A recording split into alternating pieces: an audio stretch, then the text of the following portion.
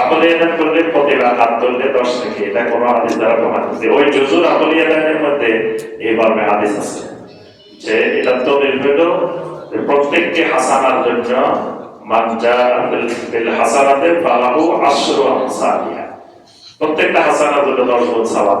তাহলে আপনি একটা হাসানা, একটা সুন্নাহ কাজ করবেন, 10 থেকে এটা এমনিই পাবেন। 10 দিয়ে তো শুরুই, মানে এই উম্মতের সওয়াব 10 এর নিচে নাই, 1 থেকে 9 নাই, 1 থেকে 9 এমনি মাইনাস, শুরুই হয় 10 থেকে।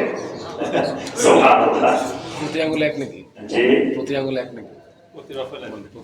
প্রতি আঙ্গুলে এখানে 10 আঙ্গুলগুলো না প্রতি আঙ্গুলে হ্যাঁ, এটাও ঠিক আছে, মানে আঙ্গুল 10টা, এই হিসাবে 10।